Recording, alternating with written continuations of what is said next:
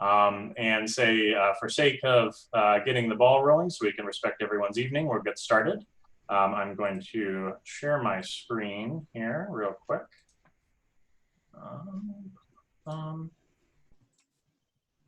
Can everyone see the big pretty screen, or do they see the administrative screen?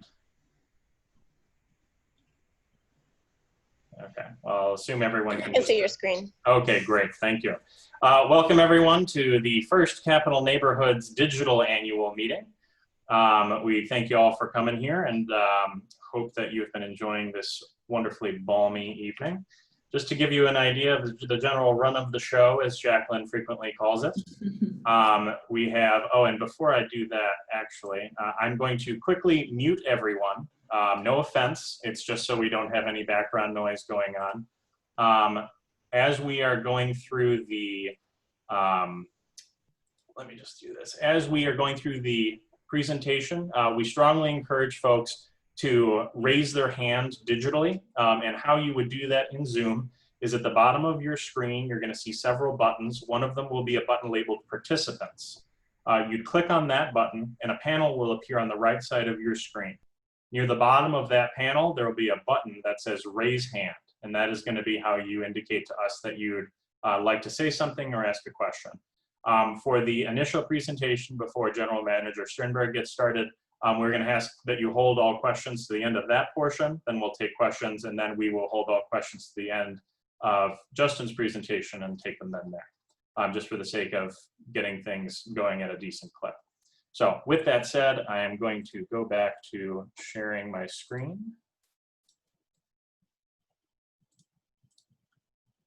Oh, come on now. Okay. Great. So anyway, again, as I mentioned before, this is the run of the show. Some very quick opening remarks from me and then from our Vice President, Jacqueline Friedel. We will then announce the much sought after results of the Capital Neighborhoods elections, and then finally move on to the main event, the presentation from Madison Metro General Manager Justin Stuehrenberg. So first things first, we've gotten a lot of questions about whether or not Capital Neighborhoods is still doing stuff in light of COVID. We very, very much are. In fact, I think it's fair to say we've been busier than we have been in recent months. I'm sorry, I'm getting a notification that my screen sharing is paused. Are people still seeing it?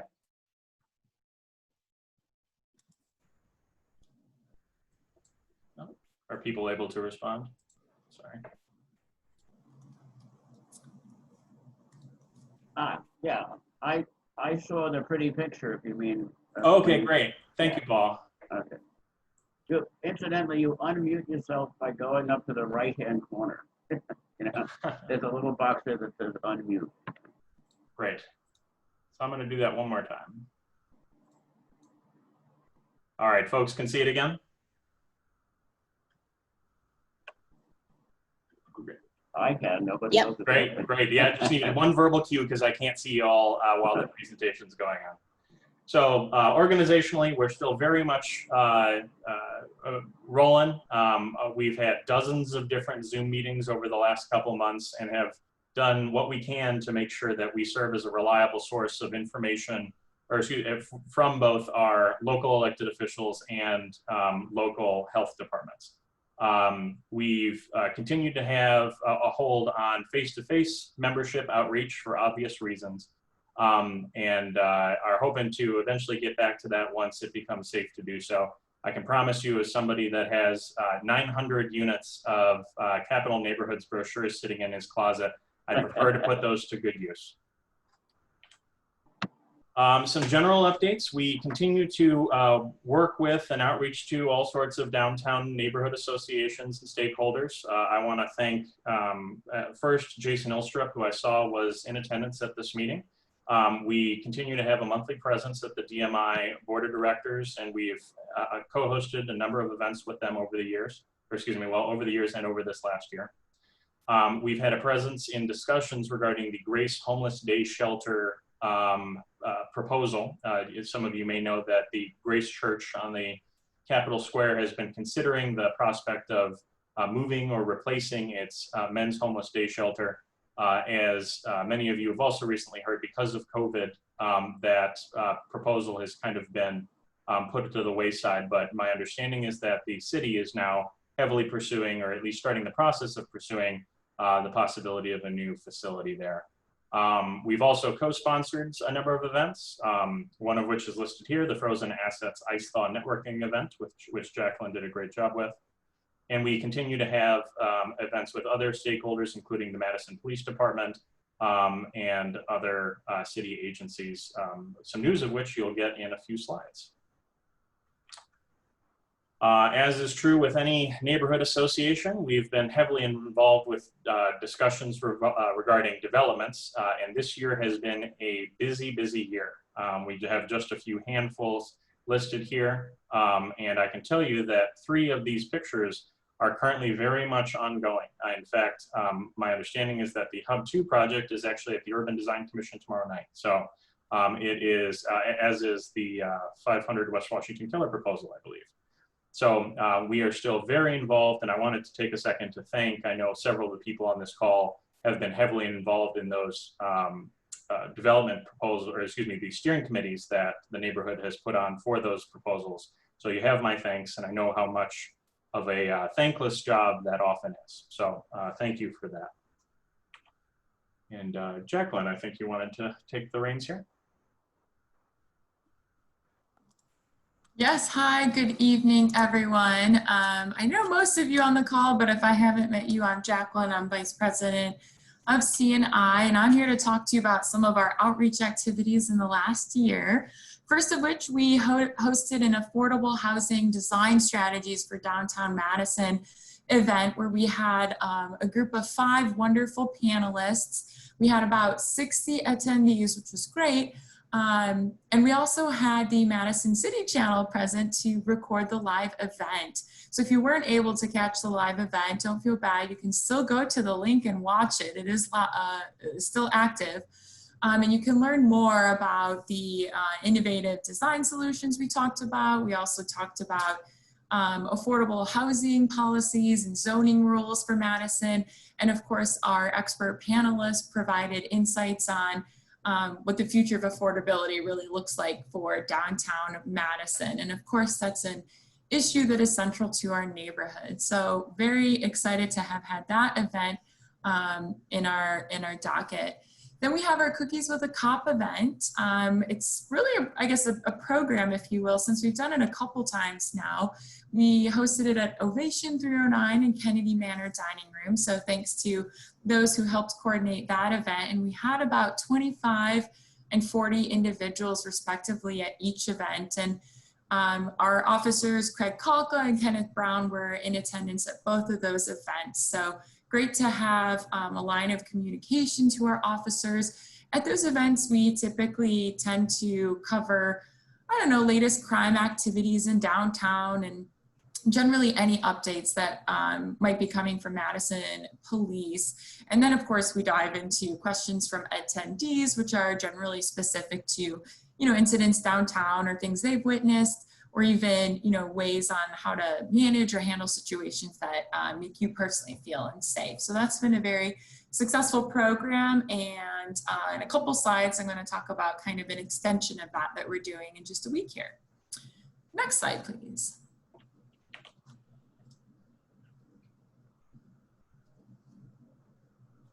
Working on it. A little slow on my end. It hasn't switched yet. There we go. Okay. Great. So for social events, we try to do our happy hour socials across our member districts. We try to diversify and mix it up and go to our various restaurants and bars in the areas to support a few of them. Here are a few photos from those events. The social butterfly in me was able to make most of these, which was really great. But obviously looking forward to a time when we can finally resume these happy hours. We were at Placa Taverna, Barley Pop Live, and Souls on the Square. Then we had our 2019 annual holiday party, which was widely attended this year, maybe possibly because we had a band called the Accords Band, which was great, or we just simply chose an evening that all of our neighbors were available and willing to attend. regardless, it was definitely great to see everyone there and get a little social, have some adult beverages, if you will, and some snacks, and listen to some good music. So thanks for those of you that attended that event. That was a fun one. And next slide.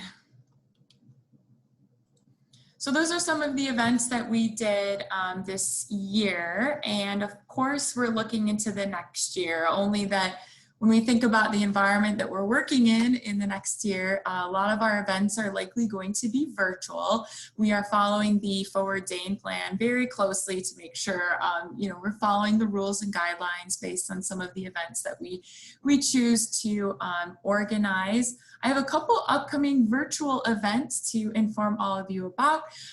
We have our virtual forum with downtown police representatives on July 7th. And that event is organized to talk a little bit about some of the impacts on crime related to the pandemic, and then highlight some of the issues or challenges, or just open up to a dialogue on the protests in downtown Madison and some of the corresponding violence and rioting that we've seen. So I sent that email out today. If you haven't seen it, check your inboxes. That'll be on July 7th. And we're very much looking forward to that event and that conversation with our neighbors and our police representatives.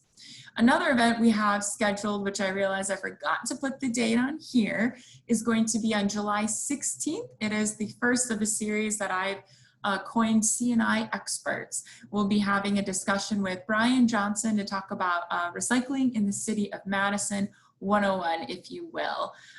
Very excited to have Brian in attendance for that. And that kind of ties into some of the opportunities for events this year, hoping to do some interviews with local businesses, local experts. So if you have any ideas, by all means, reach out to me. I love coordinating events and thinking of groups that we can collaborate with to create some programs for our members here. So let me know, don't hesitate to reach out. There is the possibility for outdoor events. We have some walking tours scheduled. We were hoping earlier this year to do a tour of the Dane County Operations Center, but obviously that got canceled as it was scheduled in April, and we were not able to meet in person. Plus they actually canceled on us. So we probably won't be able to reschedule that event, but the Madison Trust for Historic Preservation also does some walking tours, and I've been in touch with them to figure out, if there's any opportunity to do something outdoors that's physically distanced and still entertaining, but also safe for everyone involved. So stay tuned. And then finally, my last comment here when it comes to upcoming events and initiatives is that, like I said, we love coordinating. I really like to engage other organizations in downtown. I'm a big believer in connecting different groups, bringing different people to the room to have different conversations that are productive and just give everyone a chance to get to know other stakeholders in downtown. So we've been working with Downtown Madison Inc. Huge shout out to Jason for being such a support and an ally. Looking forward to future events together. We've also collaborated with the Downtown Social Group, Porchlight Inc., The Beacon, and of course some other local organizations mixed in there. So again, if you have any organizations you'd like us to work with, by all means, send me a message and I'm willing to get that started. And that's my update. Thanks, everyone. Great. I wanted to take a quick moment before I share the next portion of the screen and figure out why it's not working on my side. Is to point out and thank both of our regular attending downtown alders, Mike Verveer and Patrick Heck. They are very, very regular attendees at all of our meetings, and I want to always thank them for continuing to be involved. Looking through our attendance, noticed that at the moment, our County Board Supervisor, Elizabeth Doyle, is not in attendance, but she has also been a regular attendee recently, and I wanted to thank her as well. So with that being said, let's see here. Here we go. the grand reveal. If you ran for a position in Capital Neighborhoods, you won your position with Capital Neighborhoods. Congratulations. Everyone that ran was not opposed and all got sufficient votes. So congratulations to Jacqueline, Ron, Dan, Cliff, Franny, Maddie, Rick, and Paul. Oh, You've all made great. What's that? I didn't run. Well, my understanding is you were actually written in. Okay, all right. I assumed that was, yeah, you are our one write-in candidate. Paul. Surprise. Thank you. You did it. You did it. We're all here for you. Whoa, Yeah, a weight off my shoulders. There's a parade later. You're going to be on the main float. I hope that's okay. So with all that said and done, I want to take a moment to thank Scott Kolar, who administered the our first ever electronic vote. And aside from a few misfires with the emails at the beginning, which we again apologize for, things seemed to go off without a hitch. So I wanted to thank Scott just up front for that. So with that, we are at the main event portion of our evening. I wanted to quickly introduce our honored guest, Madison Metro General Manager Justin Stuehrenberg. Justin comes to us from Indianapolis. He served as Vice President of Planning and Capital Projects of the Indigo system there. He was responsible for implementation of Indianapolis's bus rapid transit program and oversaw the establishment of one of the largest electronic bus fleets in the country. He became Madison's newest general manager of Madison Metro in mid-May. So with that, Justin, if you're able, I'd be happy to turn over the reins to you. Sure. Thank you all very much for having me. I am going to attempt to share my screen. Can you all see that? It's loading up now. Yep, we can see just fine. Okay. All right, should be full screen mode, is that? Yep, it's working great. It is. Okay, perfect. So yeah, thanks again to Eli and to all of you for having me today. I really appreciate the opportunity to update you on Metro and myself. So Eli did a great job of introducing me, but I'm excited to be a part of the Madison, the city of Madison. I'll be living in just outside your boundaries. We're in the Marquette neighborhood. But we just bought a house a couple weeks ago and we're getting ready to move into it. So I'm really excited to be a part of the community. Got my wife and I've got 2 young boys, and so they're already they're very excited. The playgrounds are reopened, that's for sure. So I think one of the biggest things that drew me to this position and to Madison, beyond the obvious of just being a fantastic city, is that Metro, has aspirations for growth and for improvement, and it has a really strong foundation for it. So, I would say Metro is generally in a pretty good place, but that doesn't mean it doesn't need to improve, and we're going to work hard to make it better. But it's got a really solid base. Ridership in Madison for a city this size is really great, and so we hope we can build from that.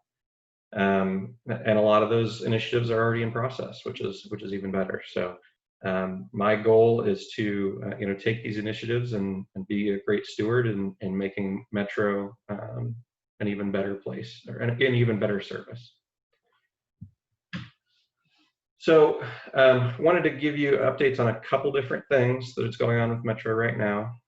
First, and probably the most pressing, is related to the pandemic and how we've responded service-wise.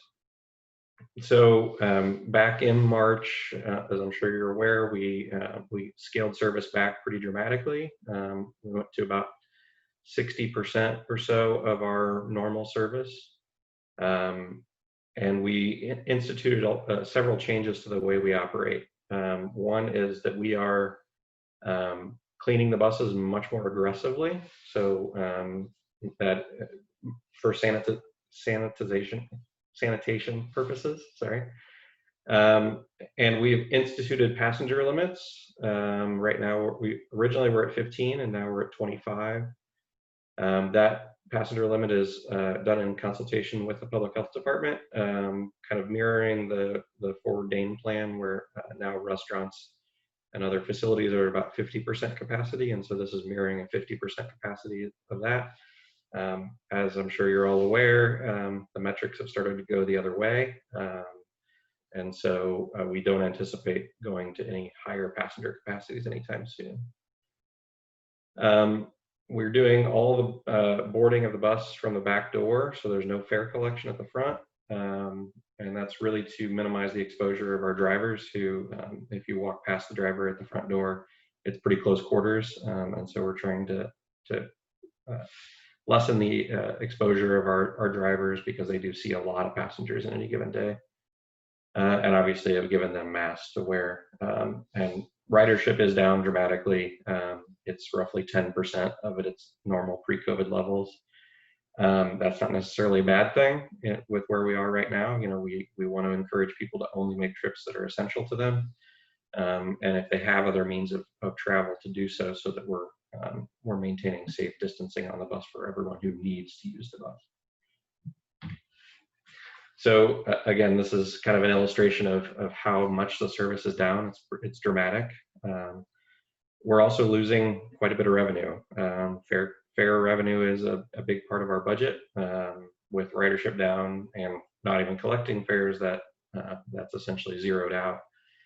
And even though that we have cut service, we've redeployed all of those drivers to cleaning the buses. And so we've seen a reduction in revenue, but we have not really seen a reduction in cost because basically we're at the same staffing level we were before. We've just redeployed them into cleaning buses.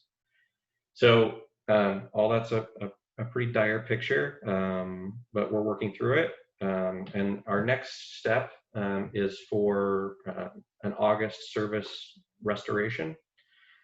So roughly coinciding with the university reopening in the limited capacity that they're planning, we are planning to restore to about 85% of our pre-COVID service levels in August. What that essentially means is we're restoring the service that we can provide with the driver pool that we have. You know, even before the pandemic, we were in a pretty tough situation as an organization because we were down about 30 drivers. And so what that meant was that we were having to stretch all of our people pretty thin to provide the service that was promised. And that meant lots and lots of overtime. And so given the financial challenges that we expect, both from fare revenues as well as potential impacts to local and state revenues, we're proposing to only restore the amount of service that we are confident we can sustain in the long term. And so what that looks like is about 85% of what our pre-COVID service levels were. Because we do still expect to see some level of capacity limits. So right now we're at 25 people on a bus max. And when the university reopens, that's going to be a challenge. Because, you know, typically during peak hours during the school year, we would see 60 plus people on a bus crammed in. So even if ridership comes back to half of what it was before, if we still have a 25 passenger limit, that's still going to be a problem. And so because of that, we're focusing on restoring the service in the areas that are highest ridership, which is primarily through the downtown neighborhoods as well as the campus area and into some outlying areas. But it does mean that some of the areas, the lower density areas, you know, in the more periphery areas of the city, that coverage service would not be restored. And so that is a big impact for sure. But we feel, you know, our options are to restore the high capacity service in the downtown area, or to basically deny trips where we come up to people if the bus is full and just say, sorry, you can't get on. And so that's not a situation that we want to do. And so in consultation with our Transportation Commission, we are planning to restore much of our kind of higher demand, higher ridership area services. But we are doing a route network study, and that's getting started here here in the next couple of months. And I actually got a slide on that here in a minute that I'll talk about. Bus rapid transit, that I know that has been a big topic for all of you in the past. To put your mind at ease, that work is still ongoing. It is not stopped. Obviously, my experience a lot of my experience is in bus rapid transit, but I will say Madison has a very unique opportunity here. The ridership in this corridor is so high that we have the opportunity to really make a positive impact on transit service for most of the people coming to and from the downtown areas of the city, but also to do so in a way that makes us more economical. The buses, the time is money for a bus company. The faster we move, the more service we can provide for the same dollar, because the vast majority of our costs are related to the driver in the driver's seat. So if we can speed up the bus, we can actually provide better service at a lower cost, which is kind of the holy grail, right? And so BRT offers a tremendous opportunity to do that by speeding up those buses and actually getting better service out of it with a lower cost. So when talking about, can we afford BRT, which I imagine will be a common refrain, as we enter the next budget season, I would counter with we can't afford not to, because of the operational challenges that we're going to see for a long time. And this one-time capital investment could really make us able to continue to provide services at the level that's expected without our costs continuing to go up. Because as I'm sure you're aware, traffic has been getting worse and worse for a very long time, and that slows down the buses and makes our operating costs go up while also making our service quality go down. And so BRT is the way we combat that and go the other direction. So right now we're working to refine some of the project details. Stations, some of the lane configurations, things like that, that were kind of more illustrative in earlier phases, both to enhance the quality of the service and to be more competitive for federal funding. And so we'll be making some tweaks that we'll be bringing to the public relatively soon. And I think one of the first things that will probably be brought to the public will be around stations, both in location and kind of how we situate the platform at the intersections and things, but also designs. So, what are these stations going to look like? How premium of a level do we want the stations to be? So, the project is still generally on track, which would have us most likely breaking ground in early 2023 or late 22, and then going into operations, going into service in 2024. Another big project is the network redesign project. Again, I'm not sure how much you're all aware of this, but we selected a consultant tentatively. That contract will be going to council here soon. This is a project to look essentially holistically at the entire transit network in the city. On a personal note, I would say the transit network here is one of the most complex I've ever seen, especially for a city this size.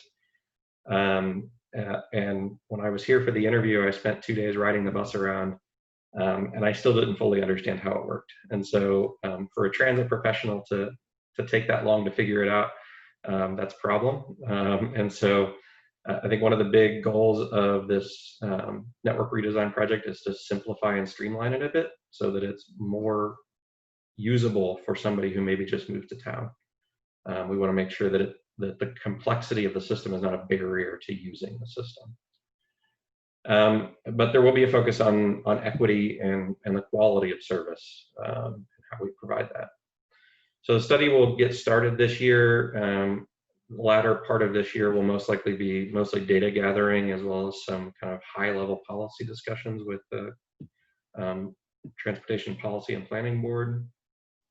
Most of the work will happen next year, most of the public process kind of throughout next year, talking about values and how we want to allocate our resources, with a planned implementation in the summer of 2022. This is really envisioned to be a starting over. You know, if we were starting from scratch, how would we best build our network around the city that exists today? The current network was designed in the early 90s, and has just kind of been tweaked from there. And I think, you know, with the rate that Madison has grown, our city is very different than it was in the 90s. And so there may be differences in the way that we approach things. And two of the major policy level decisions that will kind of be made in the beginning of the process will be around ridership versus coverage, similar to what I talked about with our August service levels. You know, how much of our resources do we want to devote to carrying the most number of people and all the environmental benefits and transportation and traffic benefits that come with that, versus how much do we want to devote to providing trips to those who most need it, even if they can't fill a bus. I apologize for my boys in the background.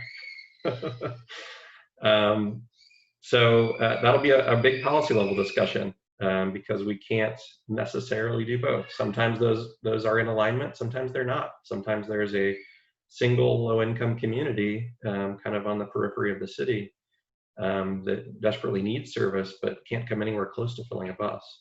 And so we'll have to make those trade-offs. Is that bus best served for the 10 riders that exist there, or is it best downtown where it can fill 60 riders? And so, you know, we'll have to make those decisions on an informed basis. And then the other is the transfer points. I think there's a wide variety of opinions on the transfer points. I think there are pluses and minuses of the system, but I know that there's a lot of disagreement around the city of some folks who like them, some that don't. And so I think that will be a very specific policy decision that will need to be made kind of as we enter that study as to whether or not we want to continue to use a transfer point system. A couple other important things. And I know Alder Revere is on the call or on this meeting, and I know he's been a champion of a streetery program for State Street. And I'm sure many of you are familiar with this program as well, but the plan is to, starting on Friday through the weekend, as well as every weekend through August 23rd, to reroute the buses off of State Street so that the businesses can enhance their outdoor seating capacity. Again, that starts this weekend and would continue through, I believe, August 23rd is what I'm aware of. We are getting our first electric buses. Those should come here in the next month or two. They're made by Proterra. We'll be getting 3 of them. As Eli mentioned, I worked extensively with electric buses in Indianapolis. We had 56 electric buses in Indy. By the time that I left, electric buses are great, but they're not without challenge. And so there are a lot of nuanced decision-making around how we operate them that makes them challenging. In my opinion, it's worth the challenge, but we need to understand that there are trade-offs, and it's not going to happen immediately where we go to every bus being electric. It will be a bit of a transition.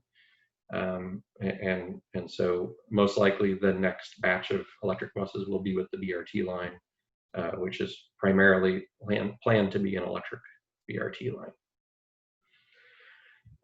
And then my marketing folks always make a plug for signing up for text and email alerts for any service changes. That helps us get the message out, and especially you all as kind of dedicated stewards of your community. I'm sure you have connections that you can help push things out to, and so we want to make sure that we get the information for any service changes out quickly, and that's particularly important right now with all the pandemic response that's going on, because things are changing a lot more rapidly than they normally would.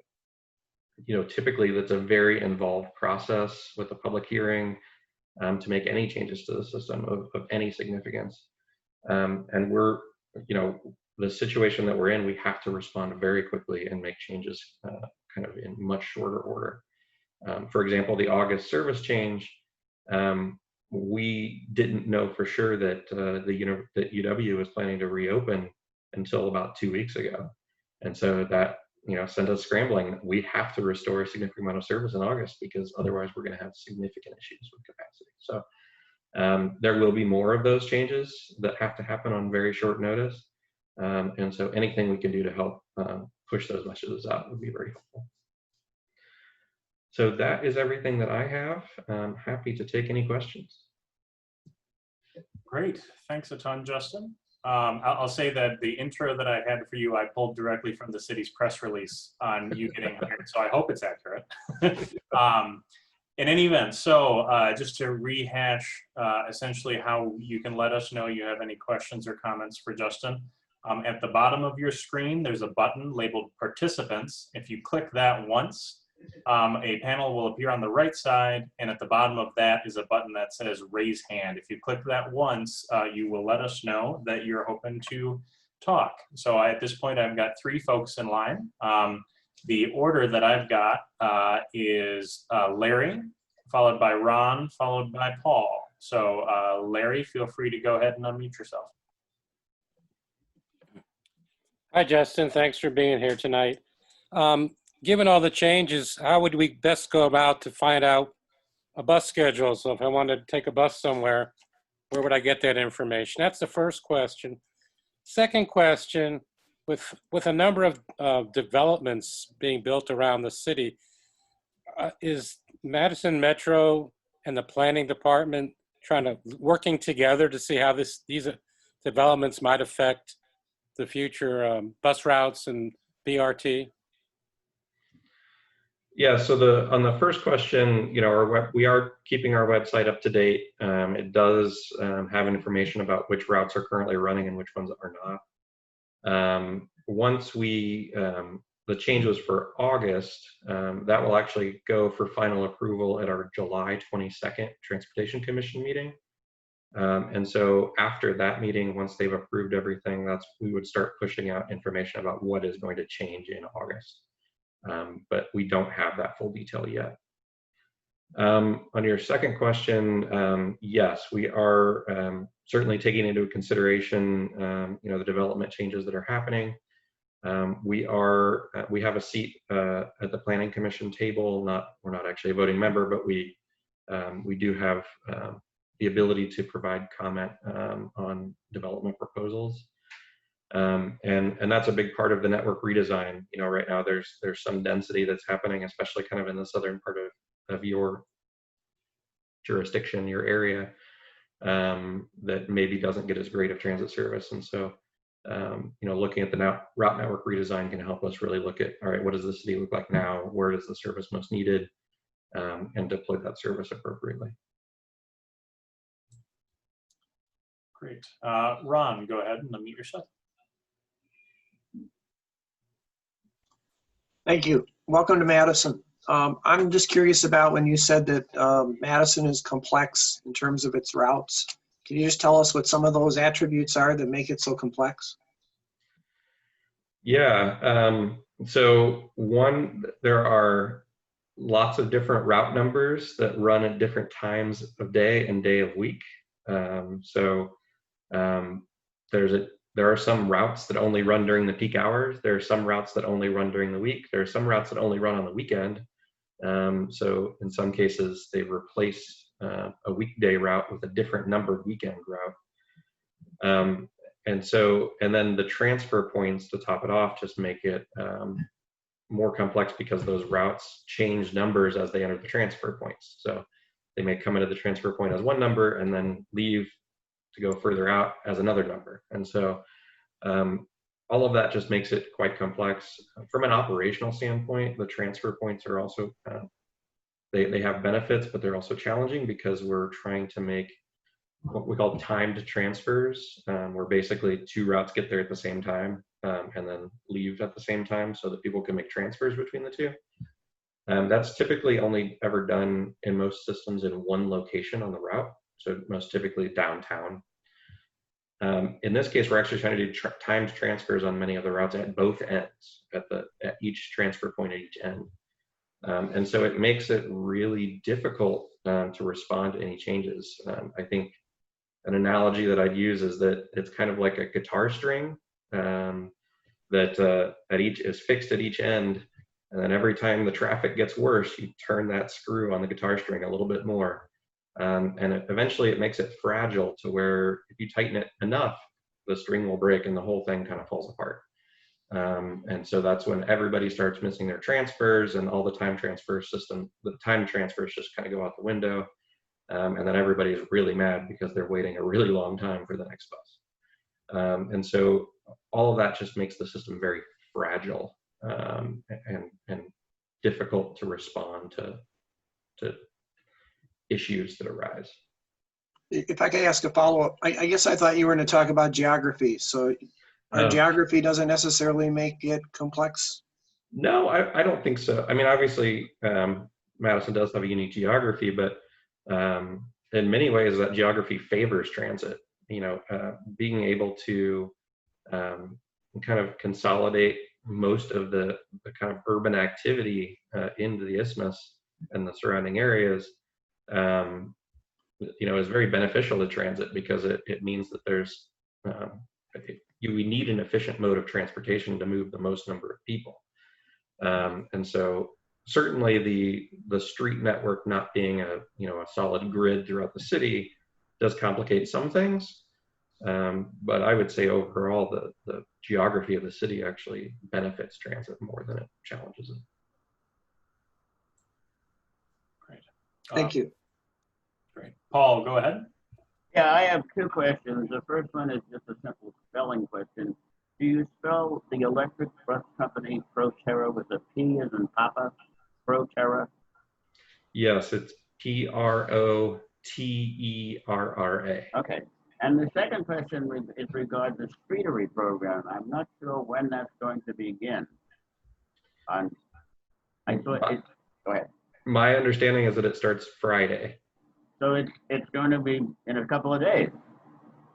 That's my understanding. Okay. All right. No, it has a different I was simply unaware of that. And I suppose that the bus stops will all have those little detour signs on them so you can figure out where. We're working hard to get as much of that information out as we can and posted. Okay, those are my questions. Thank you. Great. Pete, go ahead. Oh, you're muted, Pete. There you go. I need to unmute myself, don't I? I'd do it if I could, but I can't. Justin, you mentioned that electric buses have some, I forget your phrase for it, but some challenges in using it. Can you elaborate on what those are? Yeah, so I think the benefits of electric buses are relatively obvious. They're quiet, they're clean. From a neighborhood perspective, they're a little less intrusive, right? They're also cheaper to operate, so the electricity cost is less than a comparable diesel cost would be, and then maintenance costs are a little lower because there's just fewer moving parts. There's fewer, you don't have to change the oil and things. The challenges are a little bit less obvious. First is cost. They cost quite a bit more to buy. That maybe is fairly obvious. But the bigger issue is the operations. So there are no electric buses on the market today that can go an entire service day without any sort of charge. And so what you're left with is a situation where you either need to run them only on your peak hour routes, which means we send them out for a couple hours in the morning and a couple hours in the afternoon. But that's not really a great use of a $800,000 bus, right? Because you're not actually getting that much use out of it.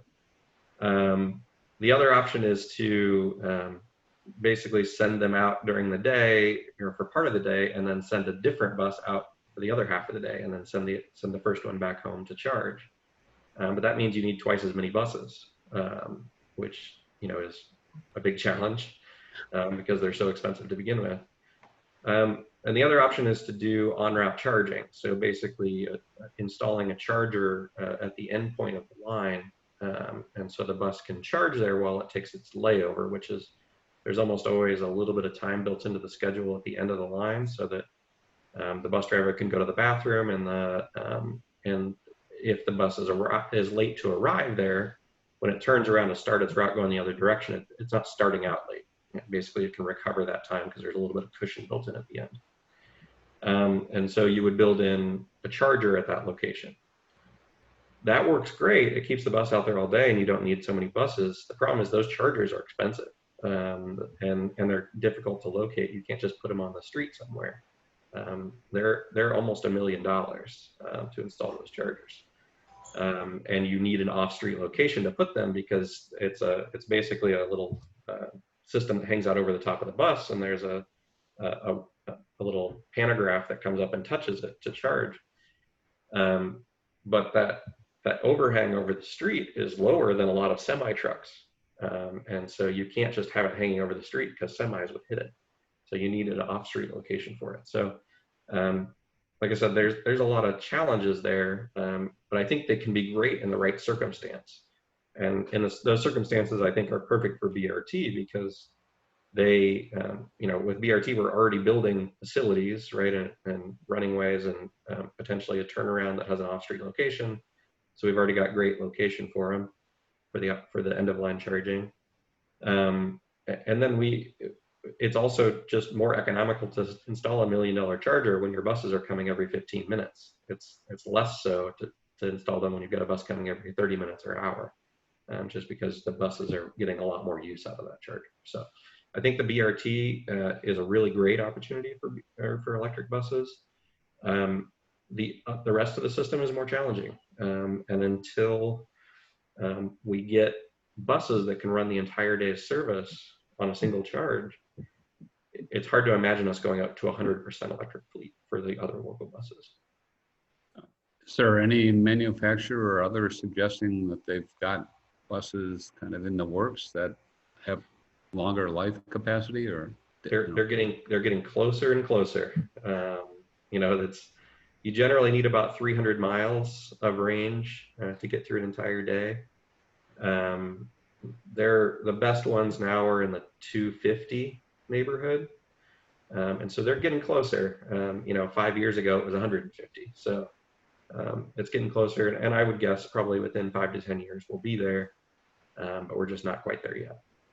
But you came from a city with lots of electric buses and somehow managed to keep that fleet moving, or? Yeah, so that's where I know the reality of the challenge is. Most of those, 36 of them or 35 of them are BRT buses, and so we've got the on-route charging, and so that's not that big of a deal.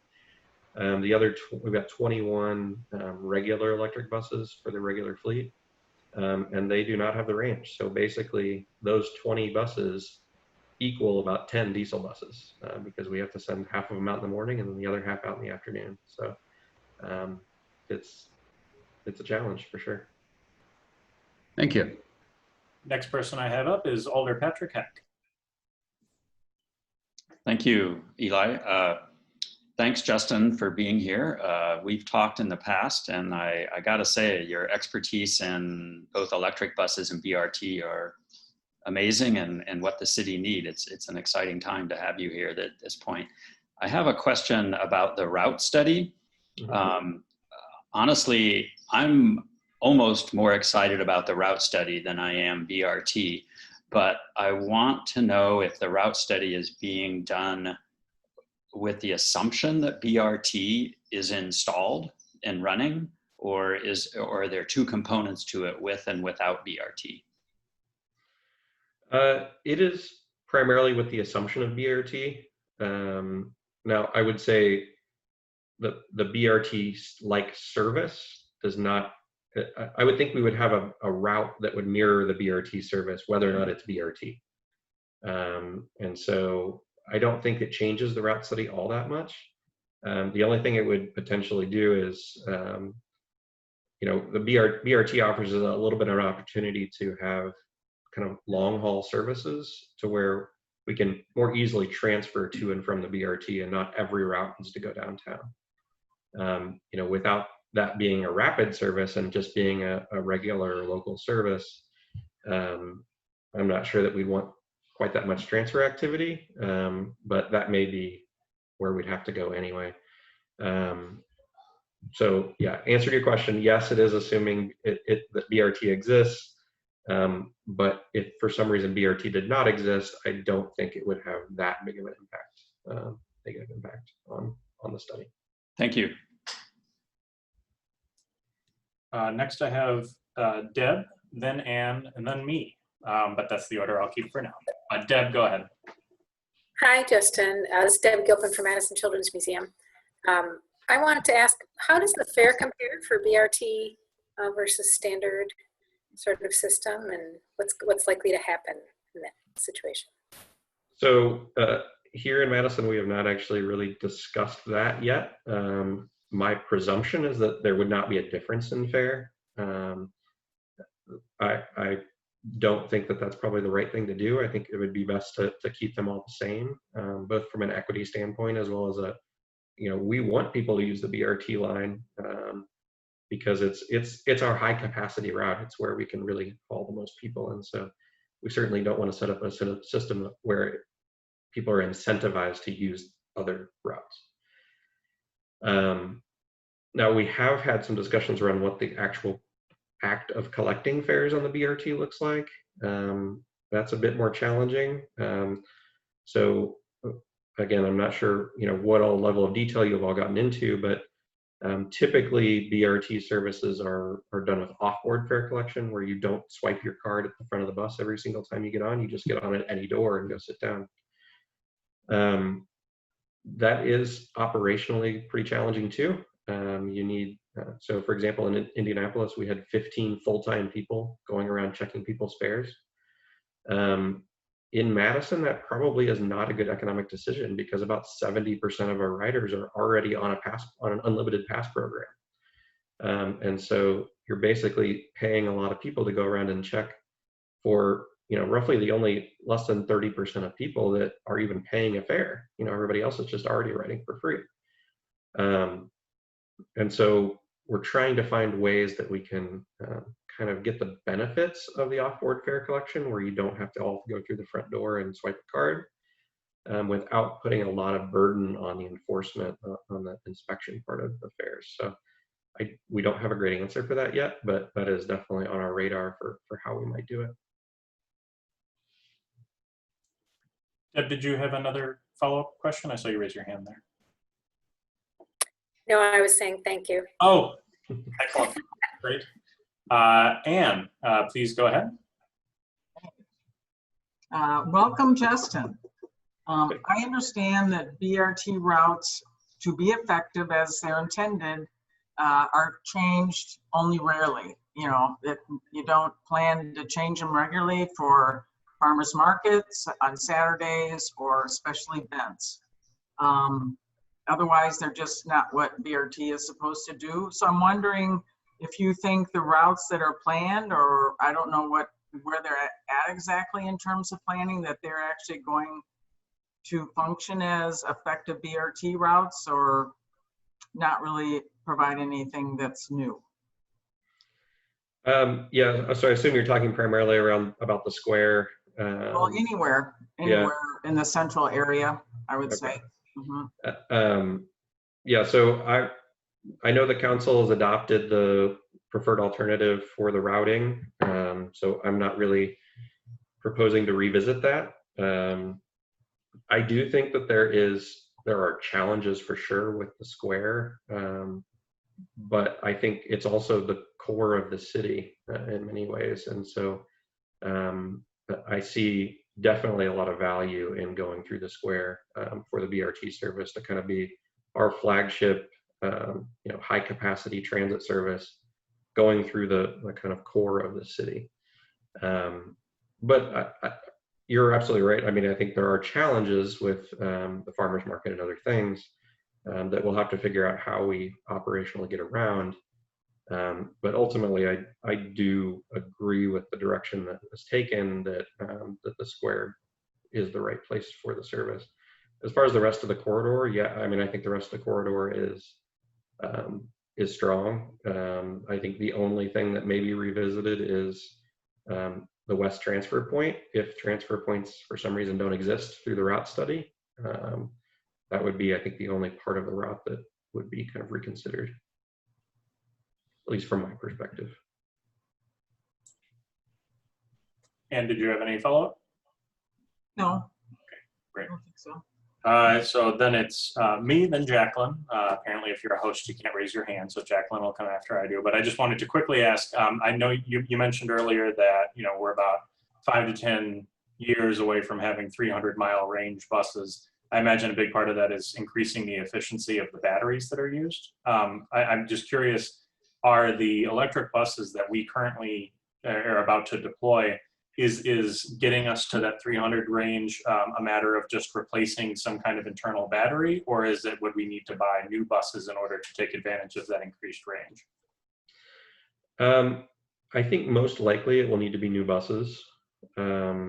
So batteries technology has been steadily improving to where we're getting more and more density. So basically the same or more energy in the same amount of space. And so I think physically replacing the batteries on the bus is not the challenge. It's actually more in the cooling system for the batteries. So as those batteries get more and more dense and have more energy in them, you need to have a lot more kind of coolant flow through them to make sure that they don't overheat.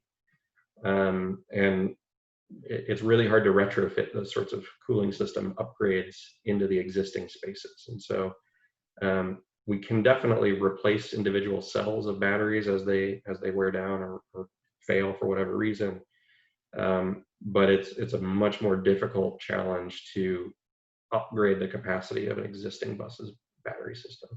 It's not to say it can't be done, and you know they're inventing new things all the time, and they'll probably find some way to do it at some point in the future. But right now, that doesn't appear to be an option. Thanks. Jacqueline, you're up, and then followed by Quinn, or excuse me, followed by Paul after.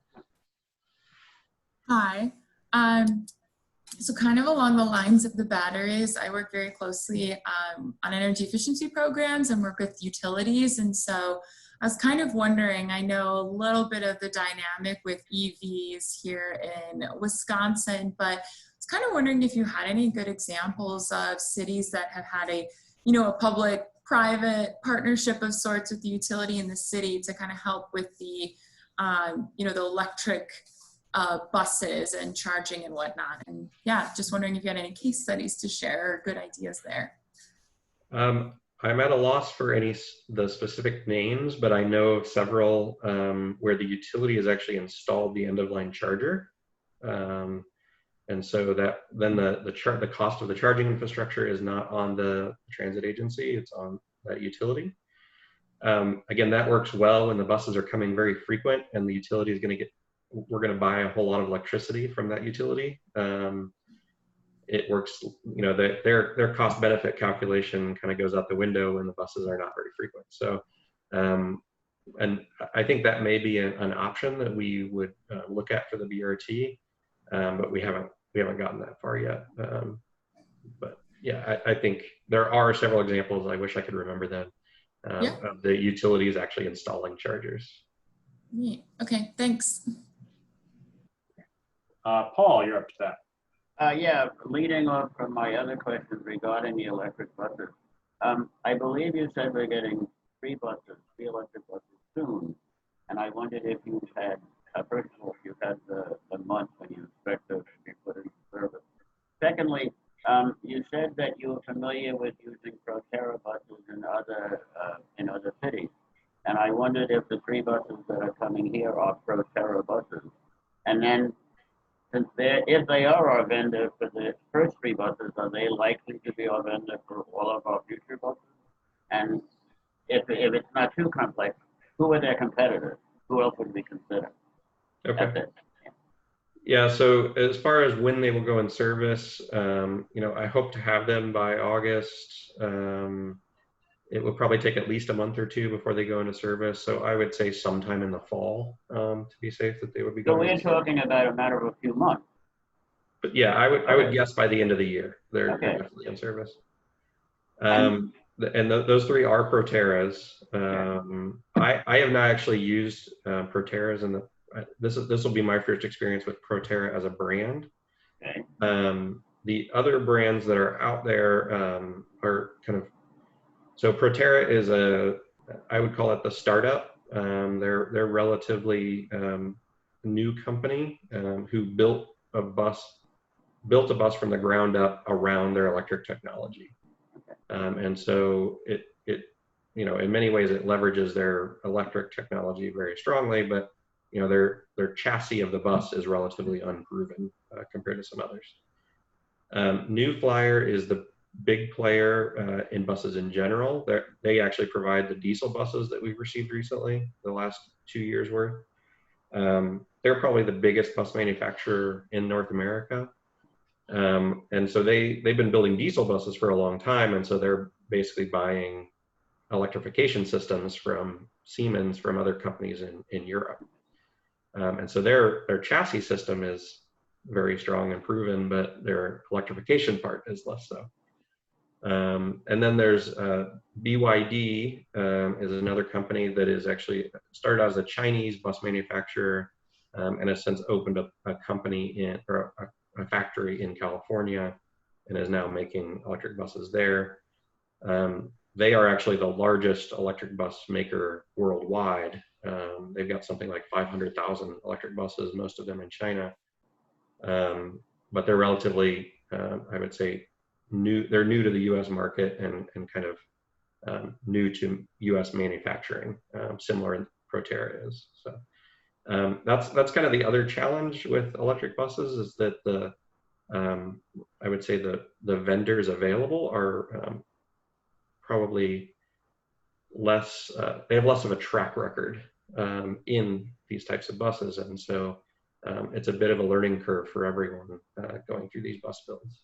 The fact that the first 3 buses are going to be Proterra doesn't signify what the upcoming orders will be. No, not necessarily. Okay. And actually, the BRT vehicles, electric, would be 60-foot vehicles. So most of our entire fleet is 40-foot buses. These would be 60-foot buses, so with the articulation accordion joint in the middle. And Proterra doesn't actually make those. And so that Proterra would not even be an option for those buses. Who currently is the biggest manufacturer of those buses? New Flyer is certainly the biggest of them generally. BYD has the most electric ones. Okay, thank you. Great. I'm not seeing any new hands raised. I know Jacqueline does have one more question to offer, so I'll turn it over to Jacqueline.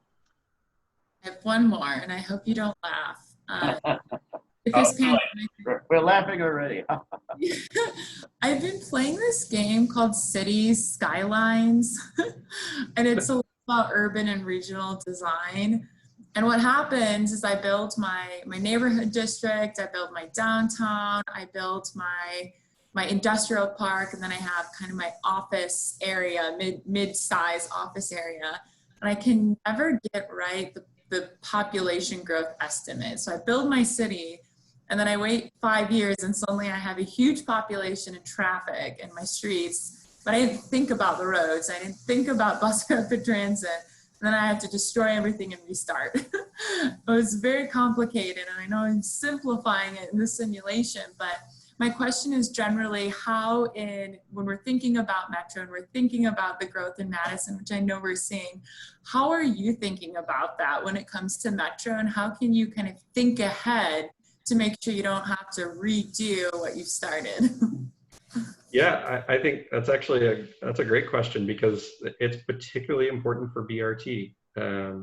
I've heard, as I've kind of introduced myself to many of the Madison kind of leaders, I've had several folks tell me about how Madison is what Austin was 30 years ago, and how we don't want to make the same mistakes that Austin did.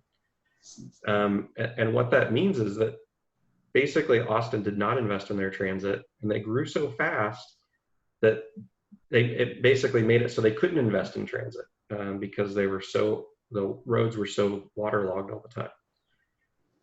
And I do think that what the biggest benefit of transit is that it can be remarkably efficient at moving people. If we have a dedicated bus lane, and we build more and more development, and we need more and more people to move through the corridor, we just add a few more buses. Instead of running the bus every 10 minutes, we run it every 5 minutes. And we can move twice as many people. Or we move it every 2 minutes, and we're still moving tons and tons of people, to the point where you can move over 100,000 people in a single lane, if you really get it fully densified every minute or two. And so that's where transit is always going to be car travel. It's always going to have the potential to scale to a higher level to respond to additional demand. But the key is to make those decisions when you can. And so that's another big part of the BRT, because it's going to be a lot harder to, if we've got 50,000 cars on the street now, and it's still hard to make a dedicated lane, it's going to be even harder in 20 years when there's 80,000 cars, right? And so making those hard decisions now is really important to making sure that we can scale the growth of the city in the future and still continue to move people. Sounds like I need some BRT in my early stages. And who knew that tonight that Capital Neighborhoods would have so many firsts? I've never seen somebody ask for video game advice from a division head. So I think, I'm an avid City Skylines player too, so I'm going to get the Streets and Recycling director in here because I've got some questions. Barring that, I'm not seeing any more hands raised. Again, if you want to raise your hand, you can click participants at the bottom of the screen, and on the right, the raise hand button will appear. Right now, you could also just unmute yourself if you're having trouble with that, and we can ask any questions. I'll give you about 5 seconds to speak up. City Skylines is a great game, by the way. Ron, go ahead. So one day we're going to get back to something approximating normal. And I'm wondering, while you arrived here perhaps during the COVID-19 era, what do you think is going to happen when we get back to normal related to Uber and Lyft and the congestion that they presented in the city? What have your colleagues told you about what the pre-COVID days were relative to potential more congestion from those vehicles? Well, I guess first off, I wish I knew. It would make my job a whole lot easier. But I think the reality is that nobody really knows. I think what I would speculate is that, to some extent, people will, they'll use the mode of travel that is most convenient for them. And as long as buses are stuck in the general traffic lane, the buses are never going to be faster than Uber and Lyft. And so I think people will continue to use Uber and Lyft until the traffic gets so bad that that's not really a convenient option for them. And so I'm a big believer in induced demand. If you're familiar with that term, that basically people will modify their behavior to fit, kind of whatever supply is there, and that supply could include travel space. And so, as congestion gets worse, people will change their mode of travel. They'll bike or walk or take transit, or they'll change their travel behavior. They'll leave a little bit earlier. So I'm sure that happens to some extent already here, where people, instead of working 8 to 5, they work 7 to 4 to try to beat some of the traffic, things like that. So I think you'll continue to see that, but I do think Uber and Lyft will continue to serve a purpose and will continue to be relevant to the extent that they themselves are financially solvent. I think that's probably their biggest risk, is that they have never made money, and so we'll see if they can come out of this and raise their rates enough without losing all their ridership to start making money. I do think it's a bit unfair as a competitor to transit in some ways that they're being subsidized by kind of their corporate funders, and not even being asked to turn a profit as a private entity. But you know, they serve a purpose, and I think they're people will continue to use them as long as they find value in them. Great, and with that, just to make sure everyone can still have some time left in their night, I think we'll call it there. I want to thank everyone for coming. I should ask our two alders that are in attendance, did either of you have anything you wanted to say on the tail end of our meeting? I usually always offer to turn. I'm seeing shaking heads from both of you, so I guess tonight we'll leave it there. Thanks a ton to Justin for joining us tonight. I thought it was a terrific presentation, and I know we've got a fair number of folks who are really looking forward to the recording of this night who said they couldn't make it. So again, thank you all for coming to tonight's annual meeting. We do have meetings still coming up in July. Again, we are in no way asleep as an organization. All of the district meetings that have been meeting are still meeting to some degree or another. So please stay tuned for emails that are sent out, including, by the way, kind of a last second edition. If you are a Mifflin neighbor, we do have a meeting tomorrow night at 6 p.m. So feel free to join in and get in touch with Tim Camps, who is the chair of Mifflin, for information, or me, or you email me at president@capitalneighborhoods.org and I will get that info to you. Anyway, thanks a lot, everyone. Have a good night and have a safe 4th of July.